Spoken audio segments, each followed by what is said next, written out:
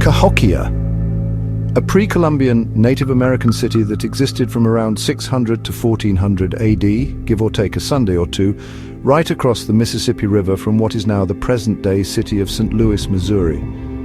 Cahokia was the crown jewel of the Mississippian culture, which developed advanced societies across much of what is now the central and southeastern United States. These folks were building cities, trading goods, and creating art more than 1,000 years before Europeans even knew the Americas existed. But sure, let's all just keep pretending that Columbus discovered something. Hello again, fine gentlemen, and fine ladies, and fine everything else of this beautiful thing I've decided to call planet Earth. Welcome to another We Lost City video made by Mr. Ancient Swan, who is me, because I am Mr. Ancient Swan. And what did I do? I made this video, but why? Because history, that's why. I love it. History will not go away, and neither will my love for it. So I made this video, and I'll keep making them. I will, and you cannot stop me. And also thank you for watching. Today we're all about Cahokia, an ancient lost city that was ruling over its wee bit of planet Earth at a time when medieval European cities were still figuring out how not to smell like sewers. Cahokia was thriving with urban planning, trade networks, and a population that made London look like a village. Sadly, the real name of this ancient city is lost to the sands of time. This area was named after the Cahokia tribe, who were a people occupying this wee bit of land in the 17th century when French explorers first poked their noses in to say bonjour. But as this happened a few hundred years after the city's demise, it's not necessarily true that these people were direct descendants of the original peeps who'd built the city so long ago. Still though, Cahokia is what we call it today because you've kind of always got to give things a name, otherwise they'll be really difficult to look up on Google, and that's why names exist. Trust me. Although there is some evidence of life here way back when in the BCE years, Cahokia as we know it today did not begin until the 7th century AD, and it was not until a couple of hundred years after that, in the 9th century, that the mound building really kicked off. However, written records are non-existent, so almost all knowledge is gained through super hard archaeology work, like digging holes, and science testing the things they discover. Despite the multitude of pottery fragments, shells, copper, wood and stone found at Cahokia, there is absolutely zero written records from the people living there at the time. So, at the very beginning, Cahokia wasn't actually founded as just one settlement. No, it started out as a series of smaller settlements dotted along the riverbanks, but as time goes by and people get a bit better at, well, not dying horribly in wars or famines, the population tends to grow. These settlements start to expand, and before you know it, they've all sort of merged into each other, creating this much larger super settlement. This whole super settlement thing really kicks off around the end of the 10th century. This period of time is known to archaeologists today as the late woodland period, again because you've got to give things names, and breaking them into wee digestible bite-sized chunks of time helps too. Cahokians living here at the time were mostly farmers, with the odd thief, hustler, career criminal and pimp thrown in, because it would be weird if it was just farmers everywhere and literally nobody else. Not long after that, probably sometime around 1050 AD, Cahokia has its first big moment and bursts into being a proper city. We're talking about the introduction of real streets, actually organized in a grid pattern, and the creation of the massive Grand Plaza, loads more mound buildings, and the Rattlesnake Causeway, which is this major elevated earthen road running right through the city. It is during this time also that Cahokia enters its peak and becomes a major site of political centralization. Current belief is that religion was the main reason for Cahokia gaining and then maintaining this newfound power, and the city becomes a center in attracting religious immigrants as pilgrims, all arriving at Cahokia looking for a big sky god to call their daddy and blame for stuff they don't understand. Many mounds here are aligned to lunar events, which shows they had a fair bit of religious significance. Take the Emerald Acropolis Mound, for example, where water, fertility, femininity and the moon were all venerated. Or Mound 72, which is nowhere near as cool a name as Emerald Acropolis, but I suppose you can't have everything. At Mound 72, archaeologists have found the remains of the human sacrifice of 53 women. Just goes to show you, huh? At one mound, the women are being worshipped for their lovely womanly ways, and then at the next mound over, the women are being sacrificed in the name of whatever wanky rubbish their god had decided that week. At its peak, Cahokia sprawled across roughly 16 square kilometers and boasted around 120 earthen mounds.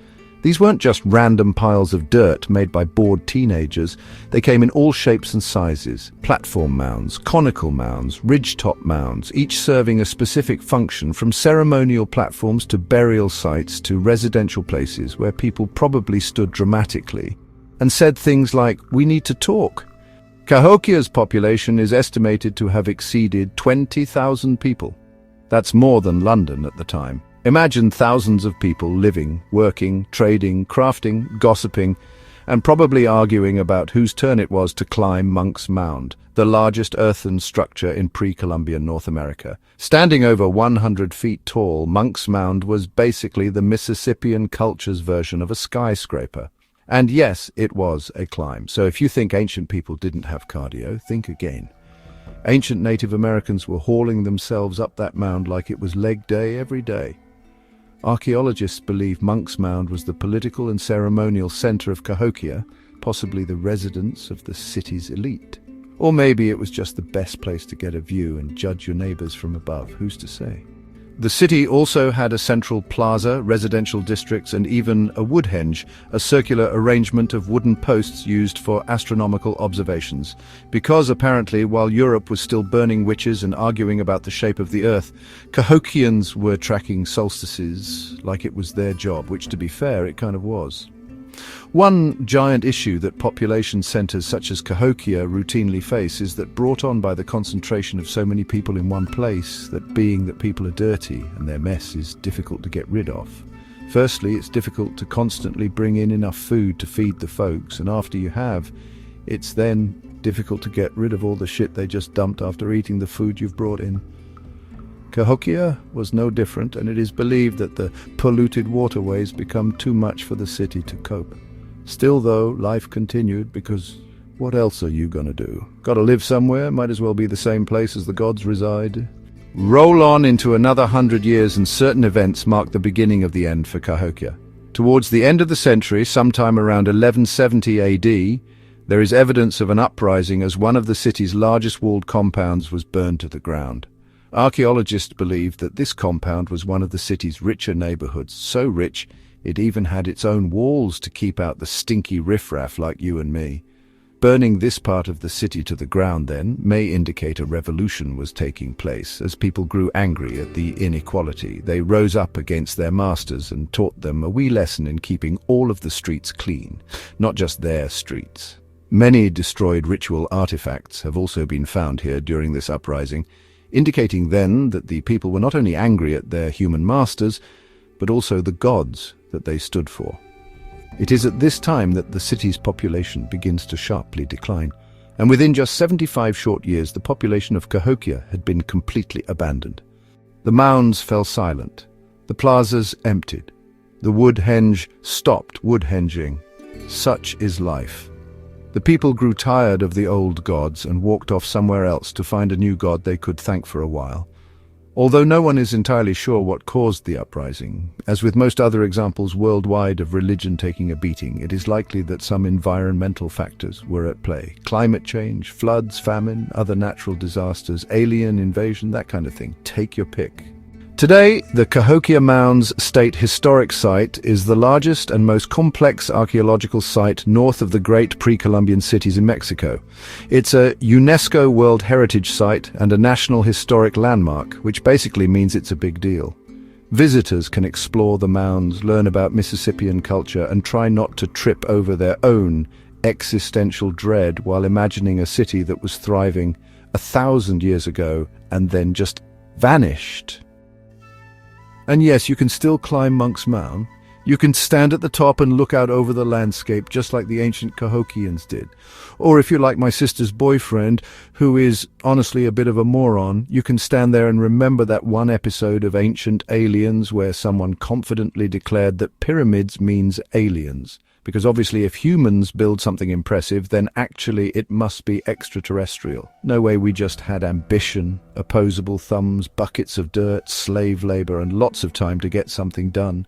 So, while you're up there, feel free to imagine Chief Chaitin of the Cahokia tribe Meeting with Tigala Sadakanafoid sang Nabubi Nips of planet Sedefolo Kada Siniganagong, exchanging intergalactic friendship bracelets and discussing the best way to build a mound that doubles as a launch pad. Totally historically accurate, definitely not made up. Please don't fact-check me. Anyway, that's enough alien facts for today. Let's talk about something truly terrifying. My hair. You see, I'm obliged to remind you that for every one of you who doesn't subscribe, my wife cuts another one of my hairs while I sleep. She's trying to convince me I'm going bald. And until about 20 minutes ago, that is exactly what I'd believed. I've been spiraling, Googling hair regrowth serums, watching scalp massage tutorials, whispering affirmations to my follicles. Turns out she's just been snipping away while I snore. She thinks it's hilarious. I think it's psychological warfare, so please help me. Your subscriptions are the only thing that keeps me from needing to hide underneath a hat. Every click is a follicle saved, every like is a strand preserved, every comment is a tiny whisper of hope to my scalp.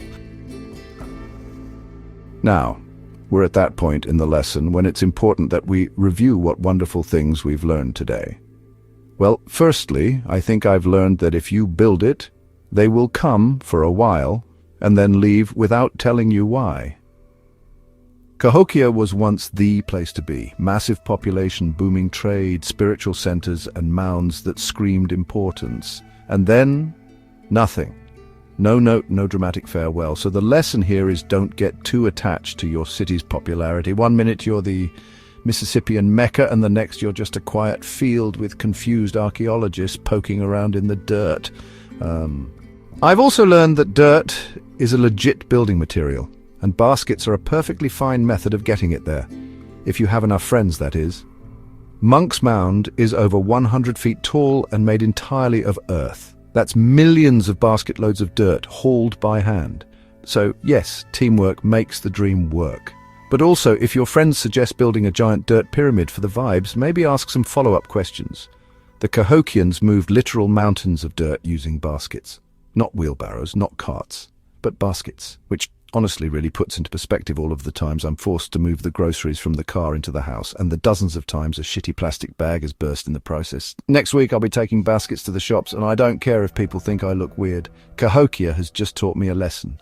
Construction of Cahokia's mounds and elevated roads made use of 55 million cubic feet of earth, and much of the work was accomplished over decades.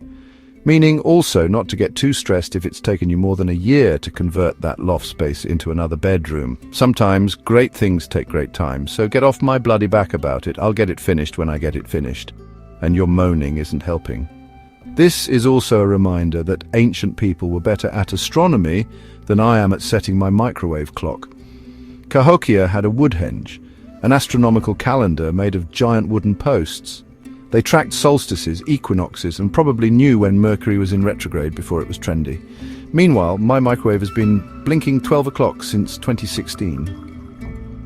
Anyway, I think that's probably the only stuff I've learned from today. There may well be some other stuff, but my time is limited and my brain even more so. And let's not forget the quick shout out to this particular universe's greatest Patreons, those being Thad S, George H, Stephen, Malichi I, DD, Anthony T, and David R, without whom my life would be completely and utterly meaningless. Thank you.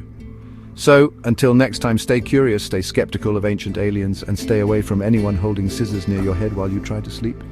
Peace, love, and Cahokia. Good. Bye.